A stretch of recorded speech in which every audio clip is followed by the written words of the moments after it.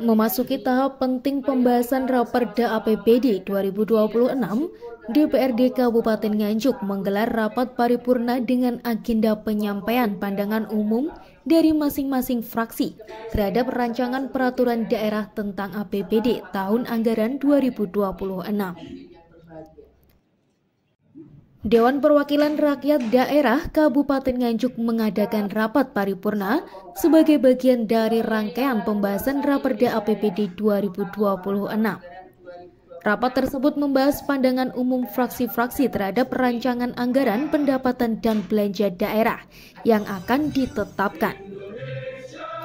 Tujuannya untuk memastikan anggaran yang disusun dapat digunakan secara tepat, efisien, dan berorientasi pada kesejahteraan masyarakat. Rapat paripurna ini dipimpin oleh Wakil Ketua DPRD Nganjuk Enda Sri Murtini dan dihadiri Wakil Bupati Nganjuk Triandi Cahyo Saputro, unsur Forkopimda, para anggota Dewan, serta Kepala Organisasi Perangkat Daerah atau OPD.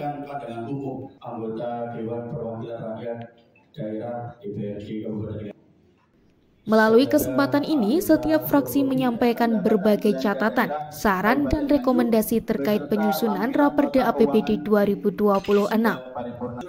Enda Sri Murtini menjelaskan bahwa seluruh fraksi telah menyampaikan pandangan umum mereka. Dari berbagai masukan yang disampaikan, poin pemerataan pembangunan dan peningkatan infrastruktur menjadi perhatian utama DPRD. Menurutnya, pembangunan yang merata akan mendorong pertumbuhan ekonomi daerah dan meningkatkan kesejahteraan warga. Jadi paripurna hari ini adalah jawaban dari pandangan umum fraksi terkait raperda yang disampaikan oleh Bupati. Ya, hasil dari paripurnanya? Hasilnya ya alhamdulillah berjalan dengan lancar. 7 fraksi sudah menyampaikan pandangan umumnya masing-masing, dan intinya untuk ke depan insya Allah semuanya akan lebih kondusif untuk anggaran di Kabupaten Nganjuk. Untuk pengawalan sendiri, Bu, dari usulan fraksi-fraksi tadi nanti bagaimana, Bu?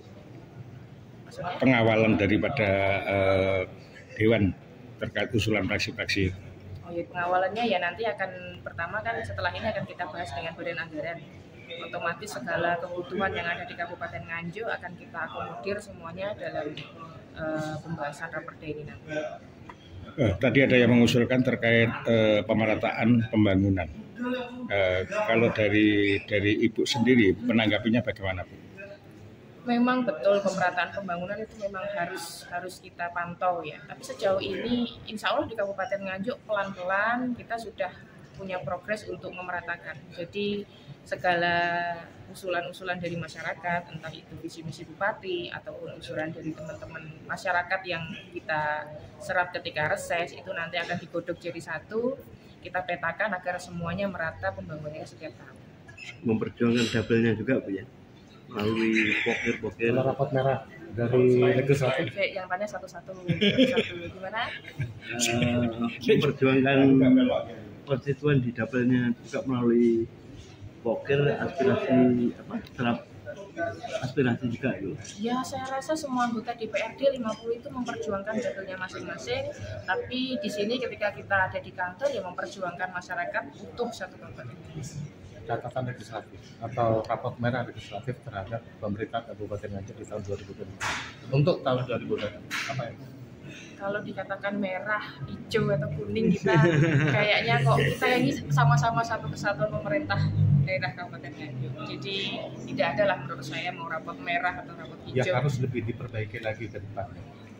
Kalau dikatakan diperbaiki, saya rasa semua lini harus diperbaiki. Kita tidak bisa hanya condong ke salah satu OPD ataupun salah satu hal. Saya rasa semuanya harus diperbaiki supaya ke depannya jauh lebih baik daripada sekarang. Pengawasan sebagai berikut. Anggaran pendapatan. Sementara itu, Wakil Bupati Nganjuk Triandi Cahyo Saputro menegaskan seluruh pandangan umum dari fraksi-fraksi DPRD akan dipelajari dan dikaji secara mendalam. Pihak eksekutif berkomitmen untuk menindaklanjuti saran dan kritik tersebut, khususnya terkait pembangunan infrastruktur, sektor pendidikan, dan layanan kesehatan. Ya baik, terima kasih. Assalamualaikum warahmatullahi wabarakatuh. Ya segala usulan atau pandangan umum ya yang dipaparkan oleh fraksi-fraksi di DPRD tentu nanti akan kami tindak lanjuti, nanti akan kami tuangkan dalam jawaban Bupati. Di sini saya mewakili Pak Bupati untuk hadir di paripurna saat ini. Nanti akan kami tuangkan dan akan kami analisa terlebih lanjut terkait dengan porsi-porsi dan kekuatan kapasitas fiskal kita terkait dengan usulan-usulan yang tadi disampaikan. Apakah benar Pak usulan tadi yang menyatakan terkait pemerataan pembangunan, pemberian beasiswa kepada sekolah swasta tadi bagaimana? Oh ya, terkait dengan pemerataan pembangunan mungkin tidak perlu nunggu tahun depan.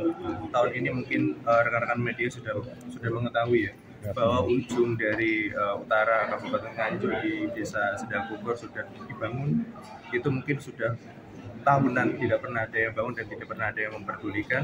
Tahun ini alhamdulillah sudah kita bangun melalui pemerintah Kabupaten Nganjuk asas dasar pajak yang dibayarkan oleh masyarakat. Lalu di Tritik sekarang sudah tuntas sampai di jembatan Bendo Asri saat ini sedang diproses. Memang tidak bisa langsung karena memang ketika kami cek secara medan ada titik-titik tertentu yang tidak memungkinkan alat-alat itu untuk masuk. Akhirnya kita melalui dari sisi Madiun ya, jadi kita mulai bangun. Nanti harapannya di pemerintahan di periode kami Tritik dan Bendo Asri bisa nyambung dan ini berjalan semuanya.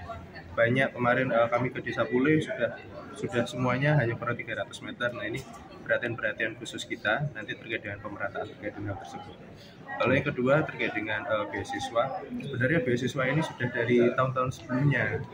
Cuman memang dari pemerintahan saya bersama dengan Pak Bupati itu ingin memberikan apresiasi yang lebih agar kami bisa bertemu langsung. Pemerintah bisa bertemu langsung kepada siswa-siswa berprestasi tersebut. Jadi bukan hanya kali ini, sudah dari tahun-tahun sebelumnya. Nah, dari keterbatasan anggaran tersebut, oleh karena itu mungkin bisa disampaikan ya di SD juga kami baru memberikan juara 1 dan juara 2. Nah, ini keterbatasan yang ada. Dan itu masukan yang baik, mudah-mudahan jika kita diberikan keleluasaan yang lebih baik, karena memang swasta itu dari yayasan, tentu juga pemerintah mau ikut campur yayasan itu juga nggak boleh. Nanti pemilik sekolah juga pasti akan tidak berkenan ketika kita masuk ke sana. Begitu pula dengan swasta yang terkait dengan yang dari naungan Kemenak ya, MTSN maupun MI, di mana itu juga punya naungannya sendiri-sendiri. Nah mungkin nanti akan kita tampung dan juga akan kita komunikasikan karena memang punya tupoksinya masing-masing. Karena kami juga berusaha sebaik mungkin kalau bisa semuanya. Siapa sih yang nggak mau, pemerintah maunya hadir di semuanya. Tapi harus disampaikan dan juga harus diperhatikan bahwa semua punya tupoksinya masing-masing. Kami berusaha sebaik-baiknya dengan sesuai yang kita anut dan mudah-mudahan dengan doa semuanya mudah-mudahan bisa terakomodir yang lain di kemudian hari. Siap, oke. Katanya dengan bedah rumah yang masih dinilai rendah. Kalau bedah rumah itu ada aturannya ya, itu ada pergubnya juga ada. Jadi memang kita tidak bisa serta-merta, ya tapi usulan kita tampung. Jadi kalau bedah rumah itu renovasi itu 20 juta. Dengan rincian ada pembagian terkait dengan material dan juga terkait dengan teknis pembayaran tukang atau pelaku yang memperbaiki tersebut, dan juga kalau rumah baru itu kurang lebih sekitar 30 juta. Jadi sistemnya stimulus, bukan sistemnya membangun utuh. Jadi kita ada contoh, kalau tidak salah di sekitar Ngeluyu, kita bantu 20 juta, ternyata yang bersangkutan punya sapi 4. Itu yang biasa dipakai ini ternyata dijual, malah rumahnya jadi lebih bagus. Nah ini sistemnya itu stimulus. Jadi harapan kami masyarakat juga bisa membantu bersama-sama, dan kemarin kita sudah mulai dengan Pak Bupati pada saat kemarin di Prambon dan juga di Kampung Baru dibantu oleh pihak eksternal, pihak dari CSR dari perusahaan-perusahaan. Ini bentuk komitmen kita mengajak semuanya untuk berbuat baik. Begitu. Rapat paripurna ini menjadi langkah strategis dalam merumuskan Raperda APBD 2026. Melalui pandangan umum fraksi, pemerintah daerah memperoleh bahan penting untuk melakukan penyesuaian agar APBD yang dihasilkan benar-benar mendukung kepentingan dan kemajuan masyarakat. Dari Nganjuk, Dewa Mahendra, ALTV melaporkan. Dengan resmi ditutup.